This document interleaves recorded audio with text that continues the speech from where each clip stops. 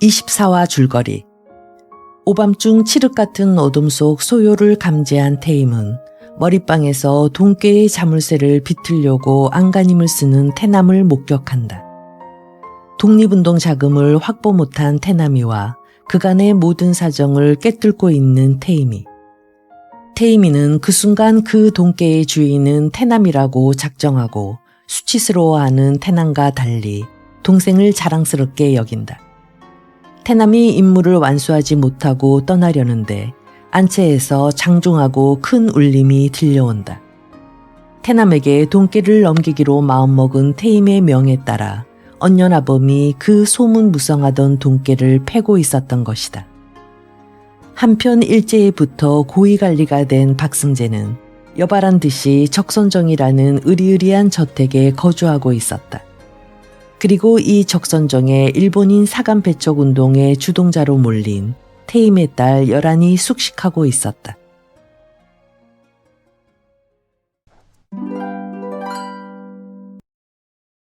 작년 가을 열한이는 상급반 학생 몇 명과 함께 일본인 사감 배척운동의 주동자로 몰려 종당엔 종로경찰서 신세를 진 일이 있었다.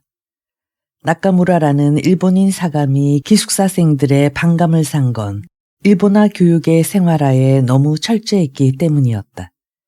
방마다 가미다나를 모시게 하지를 않나, 숟가락질은 야만적, 젓갈질은 문화적이라고 우기지를 않나, 심지어는 다다미방에서 발달한 여자들의 꿇어앉기를 여성미의 극치인 양 온돌방에서도 강요함으로써 앉고 일어서는 걸 형벌처럼 고통스럽고 굴욕스럽게 했다.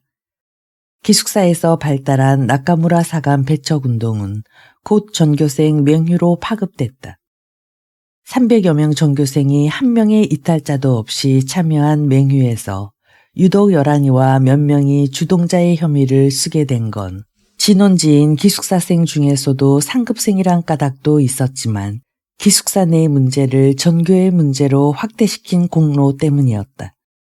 나카무라 사감을 배척하는 건 사감 개인의 인격에 유감이 있어서가 아니라 민족적 자존심을 지키기 위해서라는 호소는 3.1운동의 감동과 긍지가 아직도 꽃답게 살아있는 20대 초반의 여학생들 가슴에 쉽게 불을 질렀다. 학교 당국은 사건을 학내 문제로 조용히 처리하려고 궁리 끝에 학부형회를 소집해 학생들을 회유해 줄 것을 부탁했으나 학부형들의 의견 역시 학생들의 붕괴가 정당하다는 쪽으로 모아지고 말았다.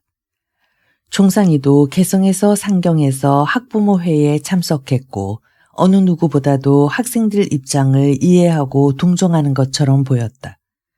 그러나 사건이 차일피일 지연되면서 열한이 등이 주모자로 지목되어 서로 연행돼 급기야는 정학처분까지 당하자 사색이 되어 태도를 돌변했다.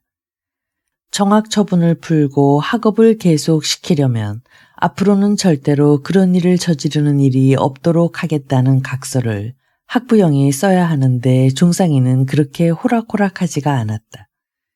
열한이가 마치 파렴치 범죄에라도 연루된 것처럼 냉랭하게 내가 너를 어떻게 믿고 그런 각서를 쓰겠느냐.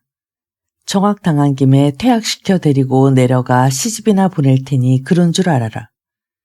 관연한 딸년을 혼자서 대처로 내돌리는 게 아닌데 차라리 잘 됐구나. 이렇게 나오는 데는 열한이도 도리가 없었다.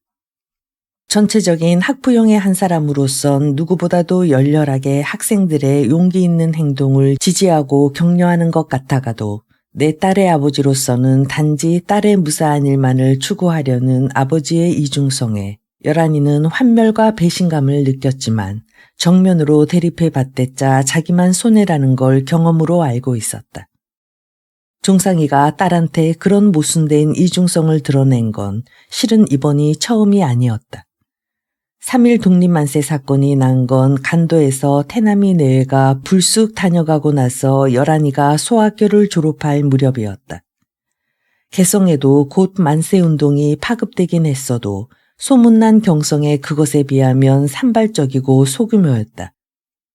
그게 안타깝고 창피해 어쩔 줄을 모르던 종상이는 몇몇 뜻있는 장사꾼을 규합해서 황도중 어른을 모시고 용수산에 올라가 대한독립 만세를 목이 터져라 불렀지만 아무 일도 일어나지 않았다.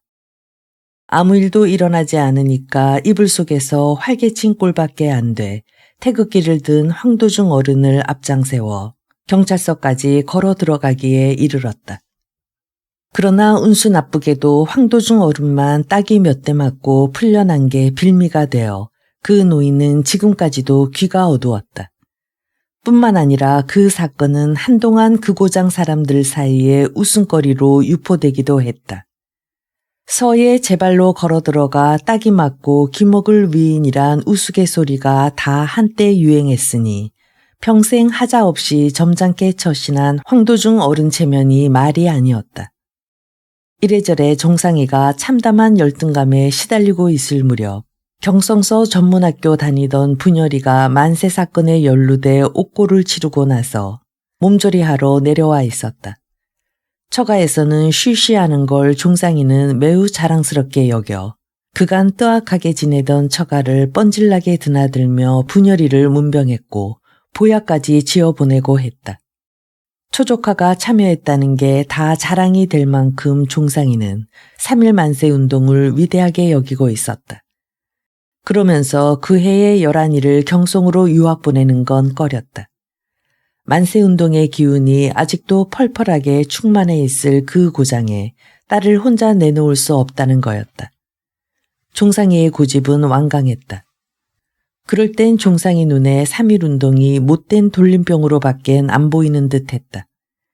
결국 그 해의 11이는 경성으로 유학을 못 떠나고 한 해를 묵었다가 그 이듬해에나 목적을 달성할 수 있었다. 그때 그런 경험이 있는지라 11이는 처음부터 아버지와 정면으로 맞서거나 경우를 따지기를 피하고 아버지가 안심하고 믿을 수 있는 방법만 있다면 어떤 방법이든지 복종하겠으니 제발 학교만 졸업하게 해달라고 애원했다.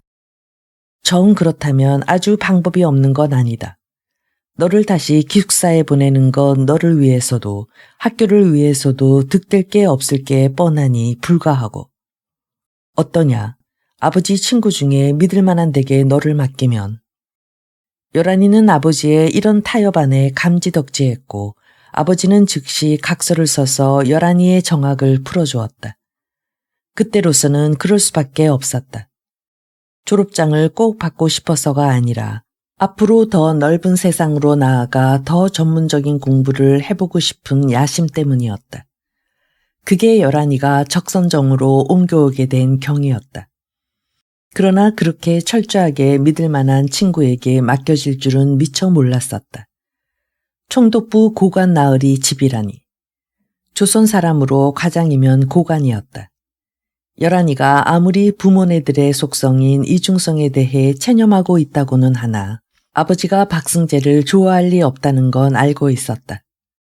박승재가 누군지 모를 적에도 그를 경멸하는 소리를 들은 적이 있었다. 불온한 사상을 감시하는 일엔 믿을 만한지 모르지만 인간적인 신뢰감이 조금도 없는 친구에게 딸을 맡길 수 있는 걸까? 11이는 한동안 그 문제로 번민한 적도 있었지만 지금은 그것도 부모네들이 행사할 수 있는 심술궂은 형벌의 한 방법이려니 체념하고 있었다. 11이가 그 집에서 한솥밥을 먹는 식구들의 비뚤어진 인간관계에 참견할 뜻이 없이 계속해서 냉담할 수 있는 것도 형벌로 내려진 환경은 아무도 개선할 수 없는 거기 때문인지도 몰랐다. 그 대신 그들의 사는 모습이 아무리 안이 꼽고 꼴보기 싫어도 그 실상을 하나도 놓치지 말고 똑똑히 봐두기로 마음먹고 있었다. 그 집에서 건질 건 그것밖에 없었다. 그들의 한치 앞을 못 내다보는 아도남, 전도된 비굴과 교만, 자존심 대신 모시고 사는 허욕, 마비된 도덕감과 그런 그들에게 아양을 떨며 조속으로 모여드는 주변 사람들을 볼 때 조선이 망한 건 틀림이 없구나 싶었지만 망국을 확인하고 싶어 똑똑히 봐두려는 건 아니었다. 망조로만 돌아가는 세상을 안 망하게 하려고 그들과는 정반대의 방법으로 살고 있는 정말로 살아있다고 할 만한 사람들을 나는 알고 있지 하는 짜릿한 환희와 자부심을 위해서였다. 천지의 미만한 망조에 가려 정말 살아있는 사람들의 역사는 보이지 않지만 그 사람들은 확실히 존재하고 어딘가에서 열심히 조선의 망조까지를 떠받들고 있음을 알고 있다는 건 얼마나 살맛나는 일인지. 아직 어린 나이에 그건 아무리 곱씹어도 물리지 않는 감동이었고 동전의 양면을 동시에 볼 수 있는 기적이었다. 열한이에겐 이를테면 이 세상에 신비한 열쇠를 쥔 거나 마찬가지였다. 그 정도로 달래와 태남이는 열한이의 생애에 굵은 획을 긋고 지나갔다고 할 수 있었다. 아니, 아직은 지나간 게 아니었다. 여고 졸업을 앞두고도 소학교 졸업하던 해 겨울에 만난 달래의 강한 영양권 속에 있다고 해도 과언이 아니었다. 나으리 납십니다요. 방서방이 앞마당에서 호기 있게 외쳤다. 나으리 납신단다. 어서. 마님이 숟갈을 내려놓으며 속삭였다. 같이 배웅을 나가잔 소리였다. 나으리가 본댁에서 잔 날은 늘 그래 왔건만도 번번이 열한이는 안 잊고 온 생각이 들곤 했다. 어른이 납실 때 대돌이나 문간에서 공손히 배웅하는 건 집에서도 해온 일이나 열한이 한때까지 그를 깎듯이 나으리로 부르게 하는 건 도무지 귀에 거슬렸다. 그래서 열한이는 여지껏 한 번도 승재하고는 그쪽에서 묻는 말에 대답하는 것 이상의 말을 건넨 적이 없었다. 새댁이나 마님하고 얘기할 때도 그를 호칭해야 할 말은 교묘히 피해왔다. 그날 아침 안방 마님은 열한이만 내보내고 자기는 나으리 배웅을 나가지 않았다. 마님은 열한이가 와 있지 않을 때도 가끔 심사가 뒤틀리면 그럴 적이 있었다. 실상 며느리나 아래 것들에 보는 눈이 있어서 마루 끝까지 나가 서 있긴 해도 영감과 변변이 눈길 한번 마주쳐 보지 못한 게 마님의 배웅이었다. 열한이는 마님이 따라오지 않은 걸 기회로 대돌 아래로 내려서지 않고 마님처럼 마루 끝에 버티고 서서 나으리의 행차를 내려다보았다. 박승진의 사랑채는 앞마당을 거치지 않고도 밖으로 나갈 수 있는 대문이 따로 있었지만 승재는 꼭 홍해문을 통해 일단 앞마당으로 들어왔다가 나가는 버릇이 있었다. 승재 딴엔 그건 버릇이 아니라 평생 소박한 마님에 대한 최소한의 의무요 연민이었는지도 모른다. 그는 한껏 거만한 갈짓자 걸음으로 행랑아범이 땅 위에다 보기 좋게 내놓은 쌀이비 자국을 천천히 밟았다. 그리고 부엌에서 황망이 나와 물 묻은 손을 행주치마에 부비며 읍하고 서 있는 며느리와 행랑어멈에게 고개를 보일 듯 말 듯 끄덕여주고는 곧바로 중문간으로 나갔다. 마님이 나와 있든 말든 마루 쪽을 쳐다보는 법이 없었다. 그런 승재가 그날은 문득 걸음을 멈추더니 안채를 쳐다보았다. 시선이 닿는 느낌이 평소와 다르다고 느낀 반사적인 행동이었다.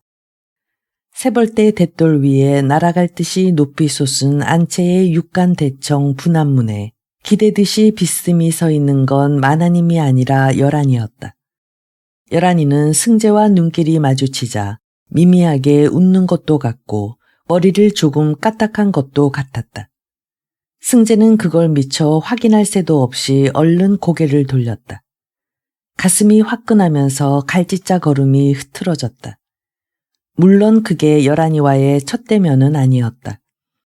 종상이가 열한이를 기숙사에서 빼내다가 승재네 집에다 맡길 때도 첫 대면은 아니었다.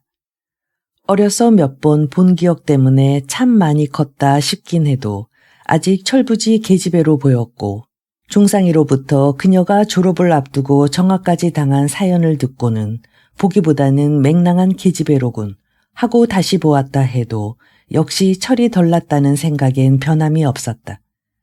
그 후 종상이의 여식을 그의 지붕 밑에서 건사하고 있다는 사실을 상기할 때마다 그에게 심리적인 만족감과 우월감을 준 건 사실이었지만 실질적인 건사는 안방 마님의 몫이었다. 그는 비록 마님에게 정을 준 적은 없지만 조강지처로서 누릴 수 있는 안살림의 권한을 넘보거나 간섭한 적 또한 없었다. 군식구 건사도 그 군식구가 아녀자인 한 당연히 마님의 권한에 속했다. 그가 구태여 관심을 가질 필요가 없었다. 영락없이 제 애미를 빼닮았거든. 왜 그걸 인제서야 깨달았을까? 처음부터 그걸 알아보았다고 해도 뭐가 크게 달라졌을 리 없건만 그는 그게 미심쩍어서 도무지 마음이 편치 못했다. 인력거가 골목을 벗어나자 곧바로 신축 중인 조선총독부 공사장이 바라보였다. 500년 왕조의 정기를 끊고 그 위험을 능멸하듯이 경복궁을 가로막고 터를 잡은 총독부 건물은 반 너머 공사가 진척되어 그 어마어마한 규모를 거의 드러내고 있었다.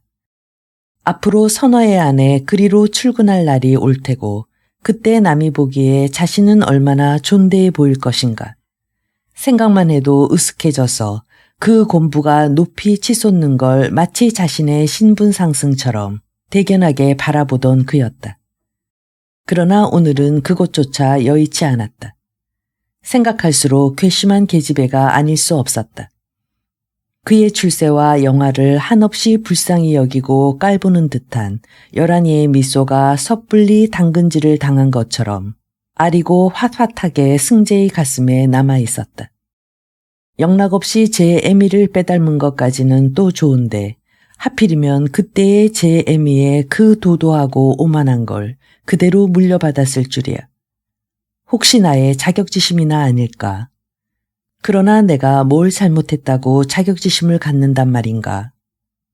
아침부터 재수 나쁜 날이었다. 그는 부글부글 화가 났지만 도대체 누구에게 화를 내고 있는지조차 종잡을 수가 없었다. 승재가 태임이를 처음 본 건 물론 종상이의 혼인의 후행으로 따라가서였다. 그때 승재는 이미 연상에 조강지처가 있는 몸인데다가 적빈한 고학생의 신분이었으니 호화롭기 이를 데 없는 혼인잔치와 개성지방 특유의 격식과 사치스럽고 정교한 단장을 한 신부가 황홀해 보였던 건 당연했다. 그러나 그때에다 대면 아무것도 아니었다. 승재가 잊지 못하는 건 그때의 태임이었고 오늘 열한이를 통해서 헛본 것도 그때의 태임이었다. 그때는 이미 승재와 종상이의 처지가 옛날하곤 달랐다. 종상이는 장가 잘 간 덕으로 의식이 족하긴 하되 사내가 몸바칠 업이 없어 헛되이 암중모색하고 있는 반면 승재는 국망을 틈타 재빨리 일본 세력에 붙음으로써 조선 사람으로선 드물게 통감부의 관리 노릇을 하고 있었다. 그때 개성 종상이네를 들른 것도 종상이가 부탁한 도움을 주려고였으니 자신의 출세를 과시하기 위해서도 절호의 기회였다.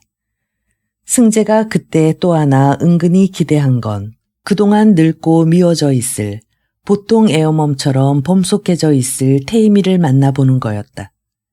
친구가 자기보다 빼어나게 아름다운 아내를 가졌다는 건 출세나 성공 따위로부터 메꿔질 수 있는 열등감이 아니었기 때문이다. 그러나 웬걸 승재는 그때 태임이의 혼산날과는 또 다른 도도한 미모에 끌려 다리가 다 후들댈 지경이었다.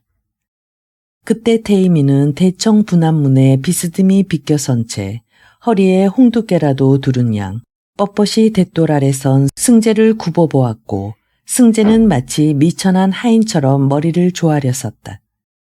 그러면서도 흘금흘금 비굴한 곁눈질로 태임이의 나이와 상관없이 요요한 여벌굴과 가냘프고 빼어난 목과 정결한 동정을 살짝 찍어 누른 듯이 누추찐 수치 풍부한 쪽과 요요만 붉은 댕기와 검소한 은비녀를 얼마나 걸씬 들린 듯이 훔쳐보았던가. 승재의 회상은 그 대목에서 여지없이 자존심이 상했다. 시간도 치유할 수 없는 건 비애나 고독, 좌절이 아니라 상처 입은 자존심인가. 그때 태임이는 말 한마디 안 하고도 출세에 자족하며 획득한 신분을 과시하고픈 승재의 우쭐한 마음을 냉랭하게 비웃으며 보잘것없는 것으로 위축시켰었다. 지금 승재가 부글부글 화가 나는 건 열한이가 하필 그때의 제 애미를 닮아 보였기 때문만은 아니었다. 그때보다는 몇 배나 더 출세를 해서 아침마다 땅을 밟지 않고 인력거로 출근을 하는 신분이 된 이 마당에 어쩌자고 그때처럼 비굴하고 남루해지려는 자신의 마음 때문이었다.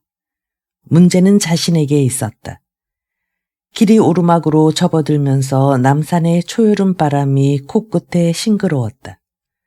밤만 울린 인력거 앞문을 통해 바람에 부푸는 방서방의 한뗀 뒷자락과 기름칠해 놓은 것처럼 번들대는 구릿빛 장단지가 얼핏얼핏 어른거렸다. 방서방이 숨가빠지고 있었다. 거의 다 왔나 보다. 평소 같으면 한 잔 술처럼 그의 기분을 건화하고 흥겹게 할 이런 것들이 오늘따라 유난히 아득하고 심란하게 여겨졌다. 그는 눈을 지그시 감으면서 가볍게 신음했다. 기생첩까지 두었건만 어쩌지 못한 강렬한 정념의 불씨가 아직도 그의 몸속에서 지글대고 있다는 걸 그는 비로소 깨달았다. 그는 화를 내고 있는 게 아니라 두려워하고 있는지도 몰랐다. 승전에서 열한이에게 내준 방은 부엌머리 참마루와 연해 있었다. 참마루와는 허접쓰레기를 간수할 수 있는 골방을 사이에 두고 붙어 있어서 부엌 냄새나 소리도 나지 않았고 또 두 면이 미닫이 문으로 돼 있어서 안방에선 가장 밝은 방이었다. 간살도 넓어 혼자 거처하긴 좀 휘한 방이었다. 그러나 앞마당으로 면한 문이 서양이라 여름방학을 앞두고 날로 달아오르는 날씨엔 문 닫고 지내기가 여간 고역스럽지가 않았다. 그렇잖아도 열한이 생각이 끔찍한 마님이 벌써부터 발을 쳐주면서 문 열고 지내라고 성하지만 열한이는 말을 듣지 않았다. 그 문을 열면 역시 앞마당으로 면한 건너방 문과 대각선으로 마주보게 돼 있었는데 건너방에선 벌써부터 발만 치고 살았다. 이 집 양아들인 규서가 더위를 몹시 탄다고 했다. 열한이 보기에도 규서는 살갗이 희고 볼이 풍성하고 키와 손발이 짤막하고 토실토실해서 체질적으로 더위에 약해 보였다. 열한이는 규서가 까닭없이 싫었다. 서로 말을 해본 적은 없었지만 잘생겼다기보다는 복성스러워 보이는 얼굴에도 미간이 좁게 다붙은 눈썹 때문에 음침해 보였다. 서로 말을 해본 적이 없었을 뿐 아니라 눈길이 마주친 적도 없건만도 열한이는 문득문득 어디선가 그가 노려보고 있는 것 같은 느낌으로 소스라칠 적이 있었다. 그놈의 발 때문인지도 몰랐다. 건너방에 친 발도 그렇게 싫은데 마주 발을 치고 지낸다는 건 상상만 해도 진저리가 젖었다. 남쪽으로 난 미닫이 문 밖은 안채의 끝이었다. 좁다란 툇마루가 있고 그 밑은 군불 아궁이었다. 안채의 돛돌이 그곳까지 기역자로 꺾이어 한 사람 정도 운신하며 군불을 뗄 수 있는 넓이를 남겨두고 마당으로 내려갈 수 있는 섬돌이 놓여 있었다. 김치강 장작강이 있는 뒤란으로도 통하는 그 마당은 사랑채와 안채 사이에 담 때문에 골목처럼 돼 있었다. 열한이가 그쪽 툇마루로 나서면 사랑채의 주녀가 바로 눈높이로 손에 닿을 듯이 가까이 보였다. 뿐만 아니라 그쪽 사이땀에 난 홍해문을 통해 드나드는 사람을 빤히 바라볼 수도 있었다. 승제를 찾아오는 손님들은 사랑대문으로 들어오니까 드나드는 사람이라야 새댁이나 어멈이었지만 때로는 규서까지 교자상을 마주 들거나 술주전자를 들고 드나들 적도 있었다. 안방마님 말에 의하면 승제는 소실집에는 결코 손님을 들이지 않는 성미여서 승제가 적선정 집에서 자는 날은 늦도록 손님이 끊기지 않았다. 다가상이나 내가는 손님, 주안상을 내가는 손님, 교자상을 내가는 손님 등 손님마다 층수가 다른 듯 했지만 그 분별을 누가 어떻게 하는지는 열한이가 알 바 아니었다. 가끔 일본 사람들이 올 때도 있었다. 그들은 그쪽의 필요에 의해 내방하는 게 아니라 이쪽에서 초청하는 손님인 듯 마님이 미리 솜씨 좋기로 소문난 참모를 친척집에서 청해오는 법석을 떨기도 했다. 기생을 부를 때도 있어서 장구소리, 창소리가 나기도 했고 승제가 직접 돼지 목다는 소리로 난이와 부시 흉내를 내서 1인들의 갈채를 받기도 했다. 그까지 창호지 바른 미닫이문 한 겹으로 사랑채에 이런 슬게 빠진 흥청됨, 알랑거림을 아주 안 들은 걸로 할 순 없었지만 그런 것들에 대한 최소한의 혐오감이라도 나타내고 싶은 게 열한이의 결벽증이었다. 그래서 그쪽 문까지 꼭꼭 닫고 지내려니 하교 후에 열한이의 생활은 징역살이와 진배 없었다.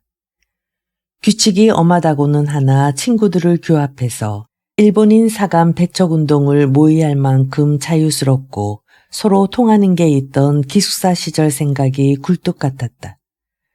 그럴 땐 뭐든지 봐두고 잊지 말자던 당찬 앙심이 조금도 위안이 되지 못했다. 열한이의 방은 바깥으로 난 미닫이 문이 달린 남쪽, 서쪽과 골방문이 달린 북쪽을 뺀 나머지 한 면도 온전한 벽이 아니었다. 얼핏 보기엔 같은 도배지로 싸발라 놓아 벽과 구별할 수 없는 작은 널쪽문이 그쪽에도 달려 있었다. 아무리 키가 작아도 어른은 허리 펴고 드나들 수 없는 작은 문이었지만 문 밖은 채광이 안 돼 어둑시근한 복도였다. 마루를 낀 복도는 집 뒤로 참마루와 부엌을 지나 안방을 지나서 꺾이면서 대청마루 북창문 밖에서는 시원한 하늘을 볼 수 있는 툇마루로 변했다. 북창문 밖 툇마루는 본디붙어 있는 거지만 복도는 안방에서 부엌이나 부엌 머리방까지 신을 신지 않고 갈 수 있도록 일본식 건물의 낭하를 본떠서 나중에 만든 편의시설이었다.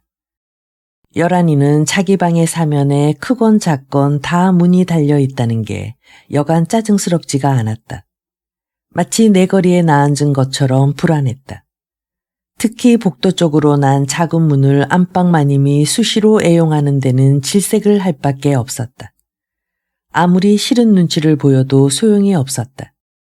잠이 안 와도 며느리 흉이 보고 싶어도 속꽃바람으로 그 작은 널쩍문을 밀고 들어와 퍼대버리고 앉으면 그 수다가 한정이 없었다.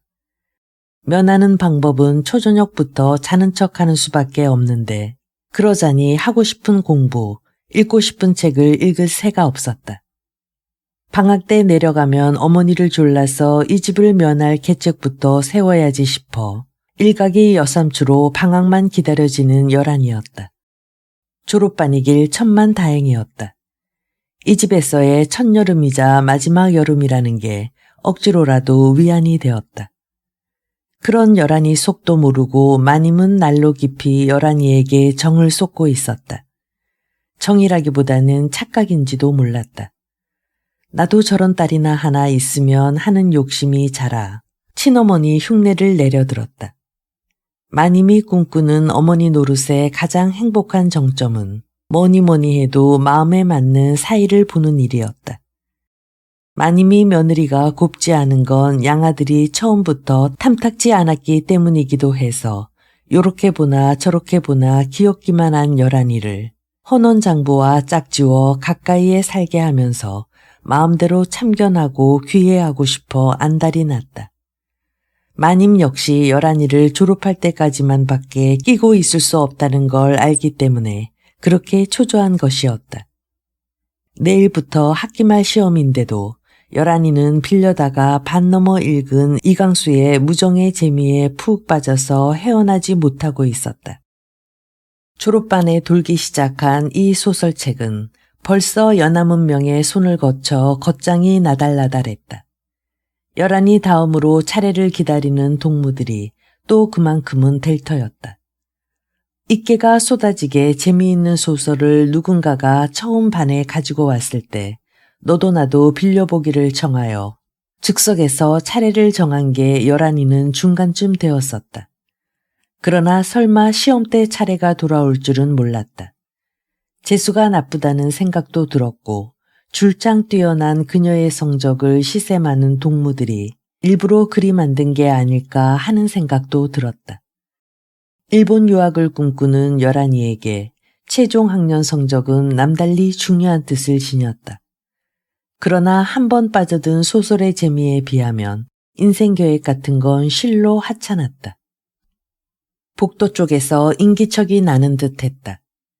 열한이는 요새 그쪽 인기척에 민감했다. 시험 공부조차 제쳐놓고 보는 재미를 마님의 말동무로 망칠 순 없었다. 열한이는 얼른 전깃불 먼저 끄고 미리 펴놓은 혼이불을 머리끝까지 뒤집어 쓰고 들어누웠다. 옷 입은 채였다. 아니나 다를까 쪽문이 열리는 기척이 들렸다. 열한이는 꼼짝도 안 하고 인기척이 되돌아 나기를 기다렸다.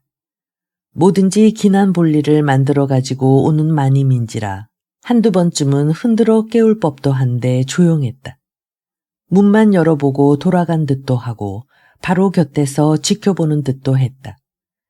열한은 마침내 숨과 마음이 갑갑한 걸 참지 못하고 안에서 꼭꼭 여몄던 혼이불 자락을 살며시 들추었다. 열한이 머리맡에 뜻밖에도 새댁이 앉아 있었다. 창호지를 통해 스민 마당의 장명등 불빛으로 가뜩이나 희미한 새댁의 모습이 마치 번진 수채화처럼 몽롱하고 애매해 보였다. 더 애매한 건 새댁이 그녀의 방에 들어온 까닭이었다. 자는 척 했군요. 그럴 줄 알았어요. 새댁이 먼저 말을 시켰다. 미안해요. 언닌 줄 모르고 그랬어요. 나도 알아요. 미안해할 거 없어요.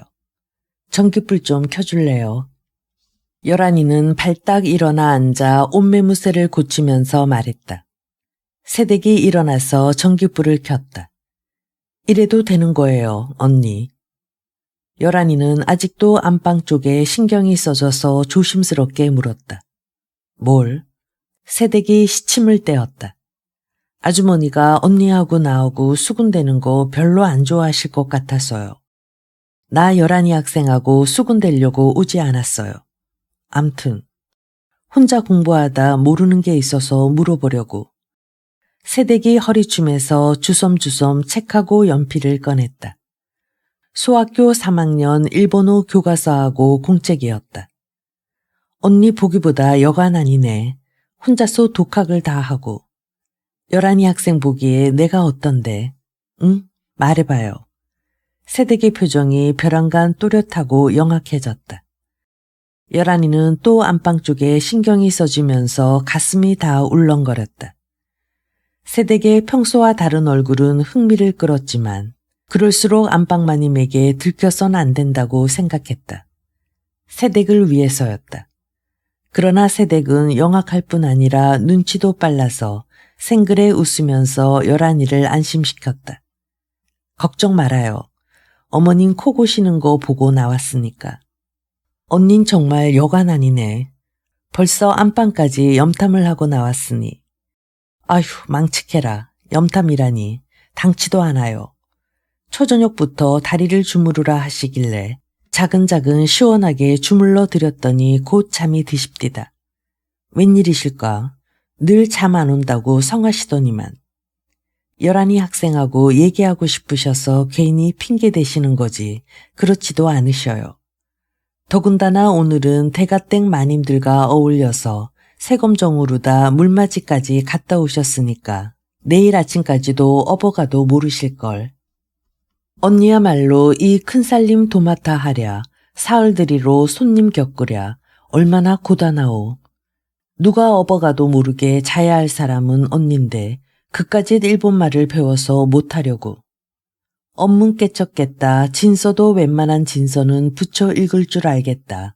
계집의 학식이 그만하면 기성명은 넘었으니 이 안이 과하랴. 새댁이 느닷없이 염소 우는 소리로 이렇게 뇌까리고 나서 픽 하고 싸늘한 냉소를 띄었다. 누군가의 흉내를 내고 있는 게 분명했다. 누가 그럽디까? 열한이는 맨날 희미한 줄만 여긴 새댁의 이목구비가 발랄한 생기를 띠고 살아 보이는 걸 신기하게 지켜보고 물었다. 작은 얼굴이었지만 콧날이 오뚝하고 눈이 옴팡하고 입술이 작고 도톰해서 귀엽고 또렷한 얼굴이었다. 누군 누구겠소? 우리 친정아버님이 글강외듯 하시던 소리라오. 언니가 학교 보내달라고 꽤나 졸랐나 보죠. 난 미처 졸을 새도 없었다오. 우리 언니가 극성 맞아서 학교 다니는 걸 못 말리시곤 내가 혹시 언니 본을 뜰까봐 맨날 같은 소리로 당조짐을 하셨지. 언니 되시는 분이 대단한 분이셨나 봐요.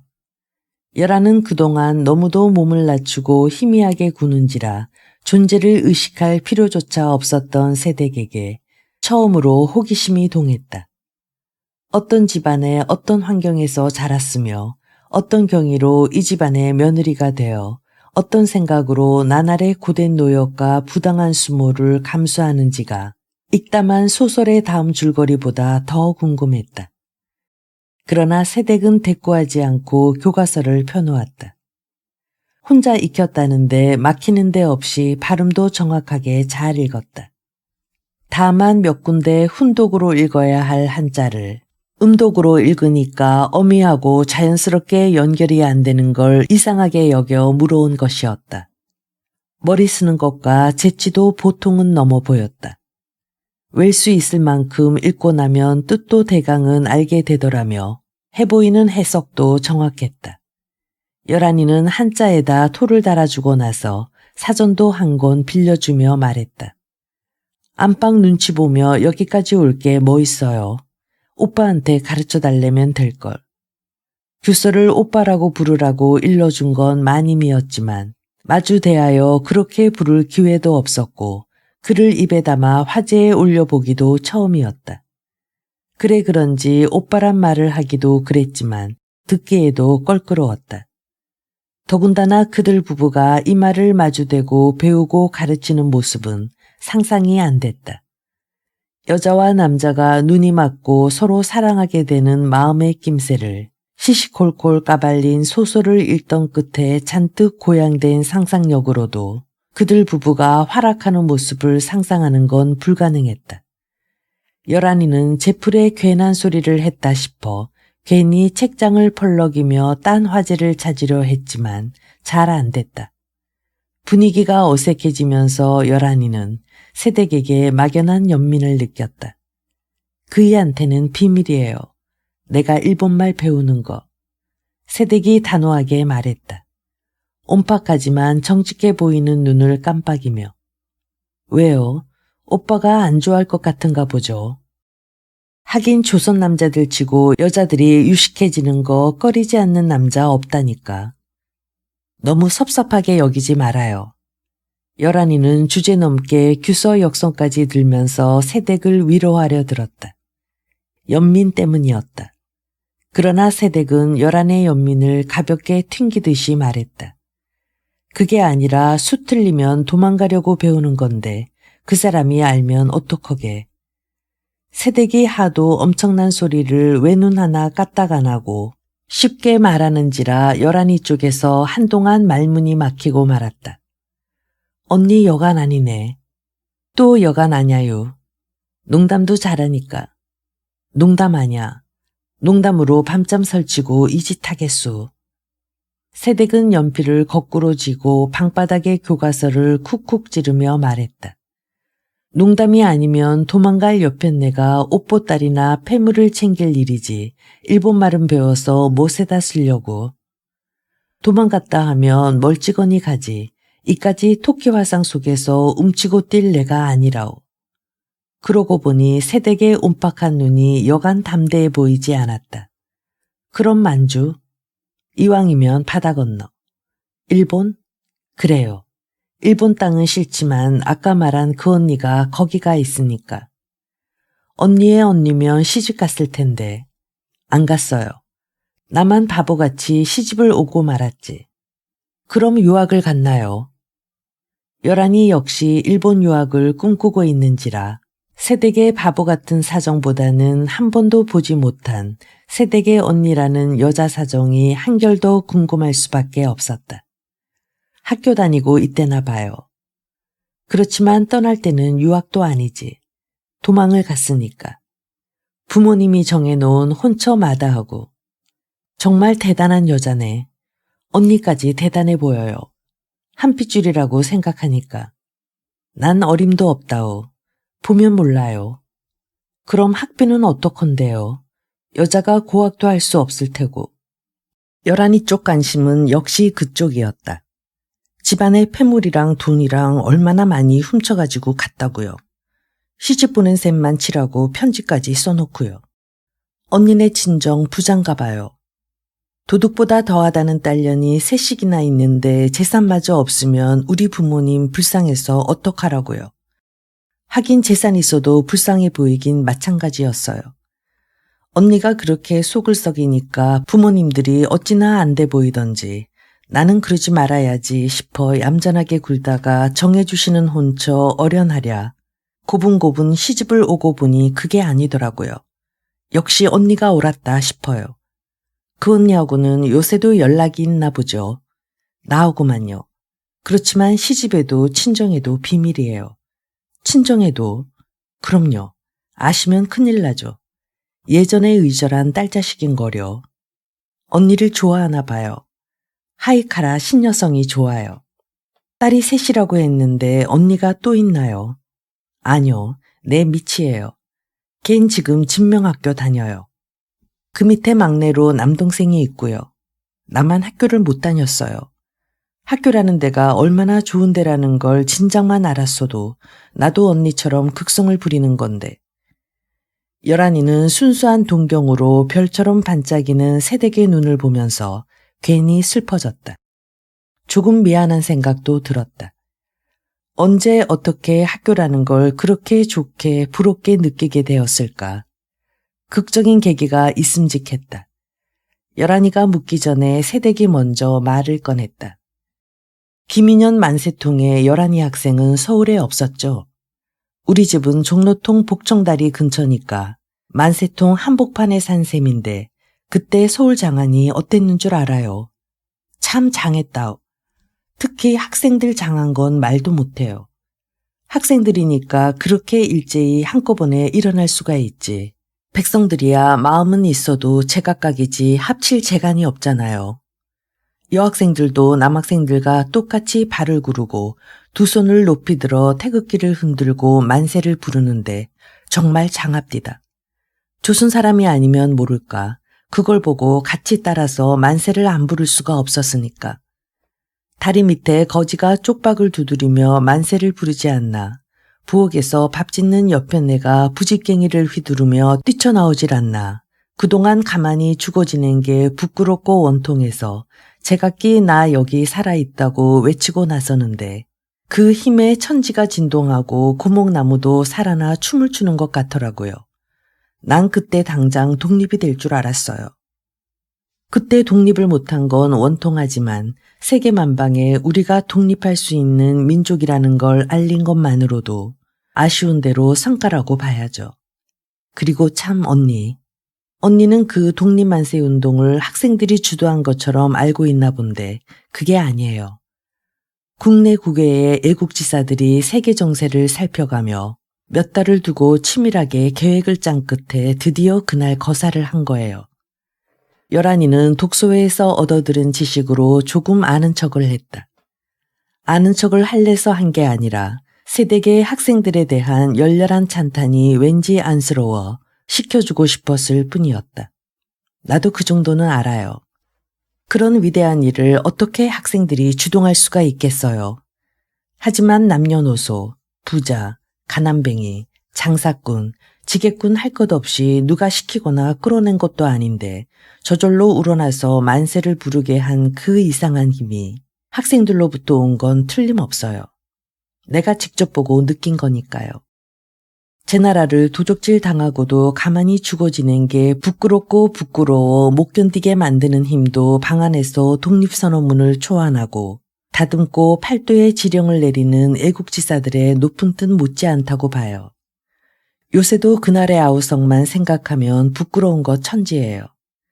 일본 고관 비위 맞추기 위해 요리상 차리는 것도 부끄럽고 이 집의 영화가 천년만년 갈 줄 알고 대의를 물려 누리려고 양자가 되어 비굴하게 사는 남편 섬기기도 부끄럽고 아버님 난이와 부시가락이 담 넘어 나가는 것도 부끄럽고 언니가 자꾸만 그러니까 나도 부끄러워지네요.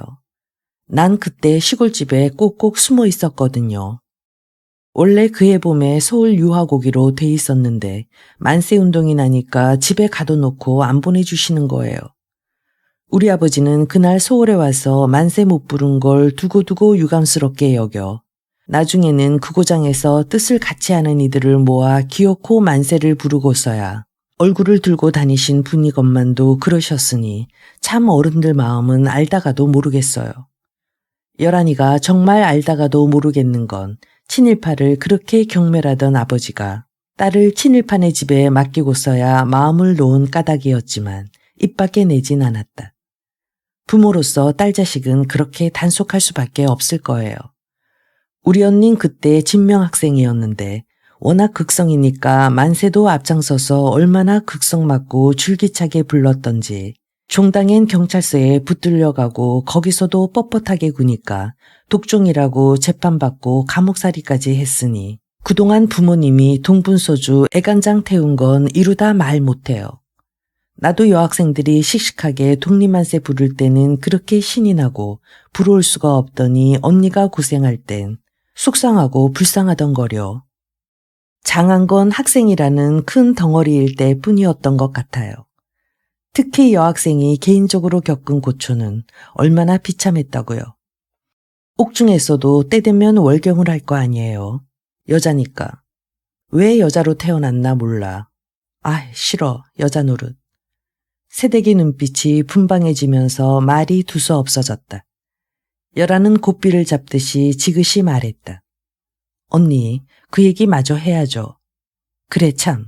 서답이 없어서 옷을 버리고 여기저기 뚝뚝 떨구고 말이 아니었나 봐요. 외놈 순사들이 그걸 보고 시시덕대며 야비한 농짓거리를 한다는 소문을 듣고 어머니는 치를 떠시고 머리 싸고 드러눕지를 않나. 아버지는 서답을 차입할 수 있을 만한 연주를 찾아 뇌물을 쓸어 다니시질 않나. 차마 눈뜨고 볼 수 없는 형국이었다고요. 부모스라에서 조신하게 음식 시세와 침선 익혀 시집 잘 가는 여자 팔자가 상팔자다 싶을 밖에요. 그때 내 나이 17살이었으니까요. 새댁은 만세운동이 자신의 정신에 미친 영향과 팔자에 미친 영향 사이에서 갈피를 못 잡고 허둥대고 있었다. 내일부터 학기말 시험이에요. 여란이 하품을 씹으며 말했다. 알았어요. 갈게요. 아니, 그런 게 아니라 공부가 잘 안 돼요. 좀 더 잘해야 되는데. 나도 일본 유학을 가고 싶거든요. 미아리 성화는 어쩔래요? 미아리? 그거 언니도 알고 있었구려. 두 사람은 그 뜻이 통하자 한바탕 웃었다. 안방 마님이 여란이 방에 자주 드나드는 구실 중엔 신랑감 사진도 있었다.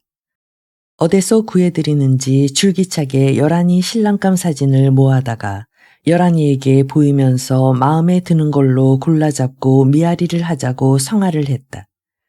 그때 신식 남녀 사이에는 구식 결혼을 마다하고 연애를 동경 찬미하는 풍조가 풍미하고 있었는데 그걸 망측하게 여기거나 그 폐단을 우려하는 부모네들은 구식과 연애의 절충식으로 일본에서 유행하는 맞선을 일본말 그대로 미아이라고 하면서 젊은이들에게 적극 권하고 있었다. 먼저 사진을 서로 교환하고 나서 마음에 있으면 신랑이나 색시의 친척집을 빌어 당사자끼리 만나보는 미아이를 마님은 아무리 가르쳐줘도 미아리라고밖에 발음을 못했다. 여란아, 이 신랑 자리 좀 봐라. 좀 잘생겼나? 글쎄 천속군에 맞이라는구나. 접대 그 신랑을 내가 시특해 하길래 이번엔 사방모를 구했다. 사방모에다 양반이래.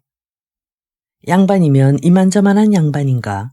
안동 김씨 중에서도 장동 김씨네와 한 집안 내라는데 딴 건 다 속일 수도 있고 있다가도 없어지고 없다가도 생길 수 있는 거지만 양반만은 안 그렇다. 뼈다귀가 어디 가나? 생전 따라다니지. 마님이 사진을 내보이면서 을에 다는 주석이 대강 이러했다. 때로는 후작이니 자작이니 하는 일본 양반의 턱짓기에 종손이네, 8촌이네, 10촌이네 하는 희한한 신랑감도 들어왔다. 박영효와 10몇 촌간이라는 걸 촌뜨기 금이빨 번뜩이듯이 수시로 나타내고 싶어 하니까. 거기까지는 그래도 참아줄 수 있는데 그쪽에다 이쪽을 뭐라고 가장했을까 생각만 해도 모골이 송연했다. 사진을 내돌린 바는 없으니 대신 입에 침이 마르게 미모를 과장했을 테고 다음은 개성부자의 외동딸쯤으로 문벌 대신 줄 수 있는 실속을 암시했을 게 뻔했다. 언니도 오빠하고 미아이 혼인했죠? 아니요, 안 했어요. 실은 맞선을 보았음에도 불구하고 세댁은 필요 이상으로 강하게 그 사실을 부인했다. 그때의 이상스러운 분위기와 자신의 변변치 못함에 대한 돌이킬 수 없는 후회 때문에 그 일을 생각하기도 싫었다. 세댁의 표정이 우울하고 희미해지더니 부시시 자리를 떴다.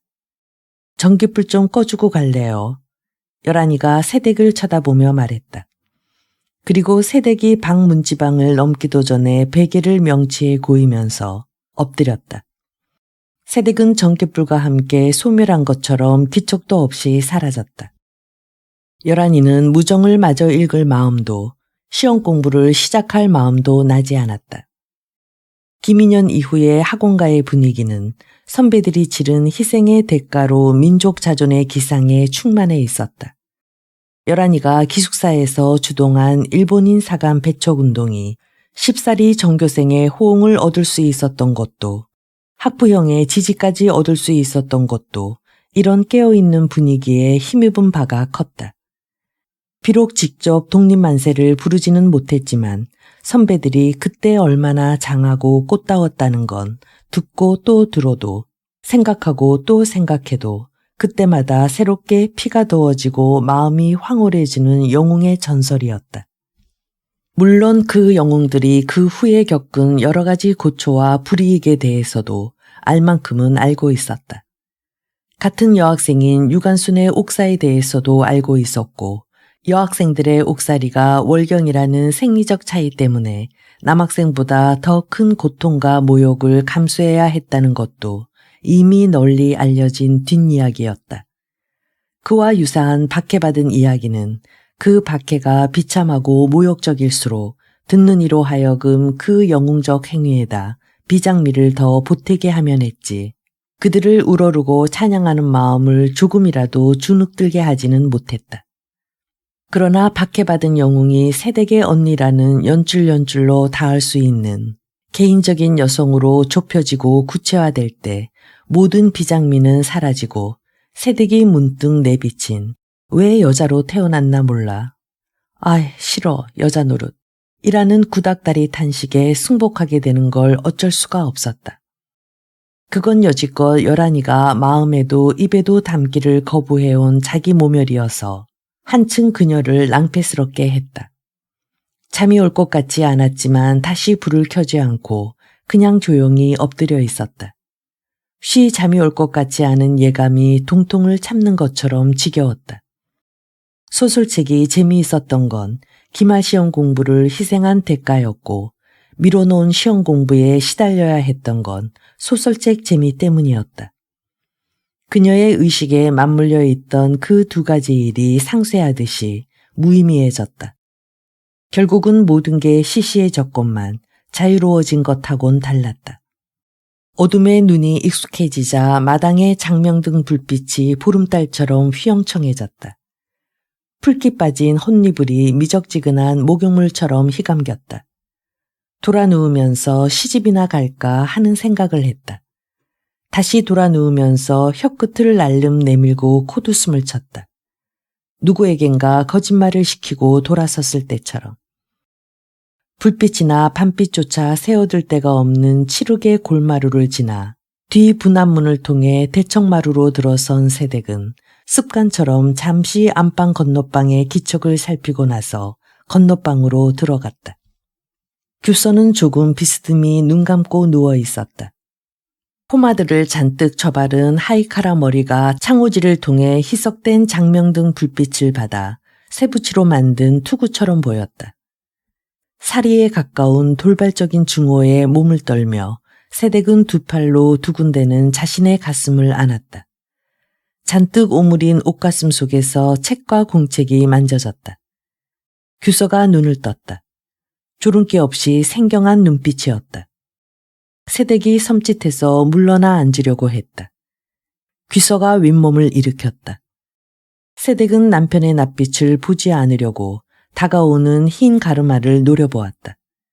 규서는 정확하고 냉철하게 세댁의 옷가슴을 움켜쥐고 흔들었다. 앞가슴이 난폭하게 열리면서 책과 공책, 연필 나부랑이가 우수수 떨어졌다. 못하는 짓이야. 규서의 목소리는 쉰 듯하면서도 매정스러웠다. 나쁜 짓은 안 했어요. 정말이에요. 그 안의 것을 들키고 났건만도 새댁은 옷서풀 악착같이 움켜쥐고 말했다. 이마에 진땀이 배었다. 더위 때문만은 아니었다. 누가 나쁜 짓 했다고 했나? 물어볼 게 있어서 열한이 학생방에 다녀오는 길이에요. 정말이에요. 도둑이 제발 저린다더니 누가 당신한테 거짓말 시켰다고 했소. 규서가 비꼬듯이 말했다. 정말이라니까요. 새댁은 헛소리처럼 무의미하게 짓거렸다. 그래, 뭘 물어봤소? 뜻밖의 규서가 새댁의 상체를 지그시 끌어당기면서 물었다. 규서는 한 팔로 새댁의 어깨를 꼼짝 못하게 휘어잡고 한 손으로는 새댁의 치마 말기를 조급하게 내리고 전무덤을 더듬었다. 비록 금슬이 아기자기하달 순 없어도 남편에게 몸을 내맡겨야 하는 두수는 보통의 젊은 세대과 다르지 않았었다. 그는 자신의 욕망에 집요했지만 난폭하고 일방적이었다. 이렇게 부드럽게 은근하게 굴기는 처음이었다.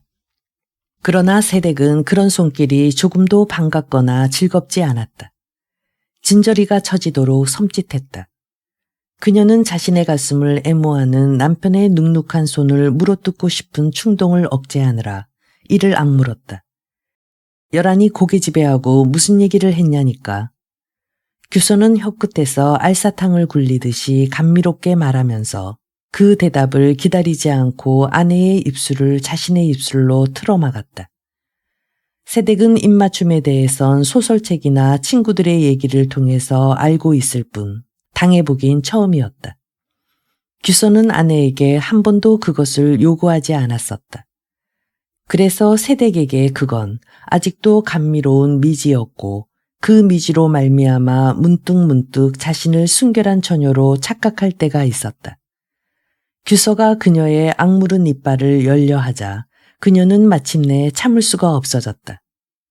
두 사람의 이빨 부딪히는 소리가 이 가는 소리처럼 삭막하게 그녀의 신경을 건드리면서 그녀는 마치 겁탈이라도 당하고 있는 듯이 혼신의 힘을 다해 반항을 하기 시작했다.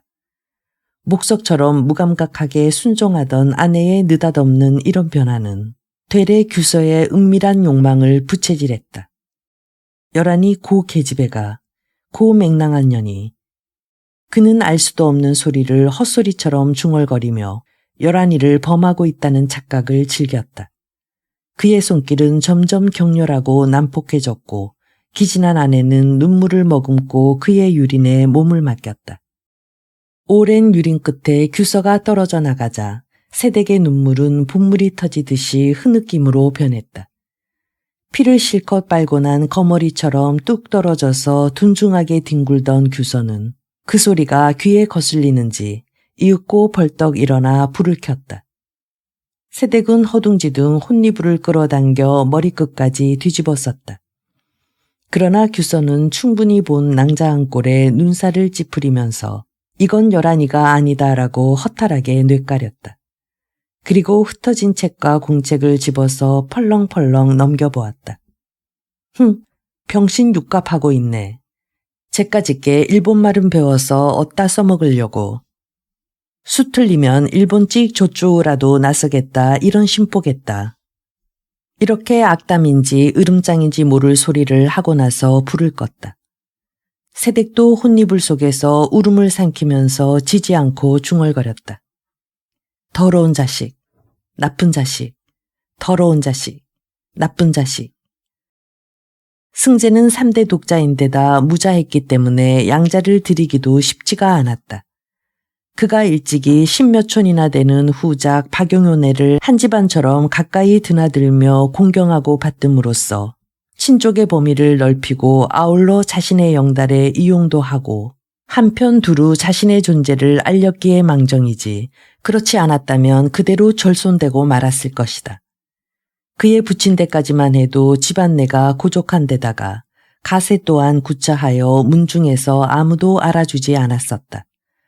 그러나 부친을 여인 승재는 박용효를 처음엔 같은 종시임을 빙자하여 출입하기 시작하여 그가 영화로울 때나 욕될 때나 가리지 않고 한결같이 진국스럽게 굴어 가장 믿을 만한 친척이 되었고 문중에서도 차츰 존재를 드러냈다. 그뿐 아니라 자신도 독자적으로 출세의 길로 나아갔기 때문에 아무도 그를 무시 못했다. 그의 출세가 설사 친일의 결과라 해도 뒤로 손가락질하거나 수군댈지언정 앞에서는 너도 나도 아부하고 칭송하는 게 세상 인심이었다.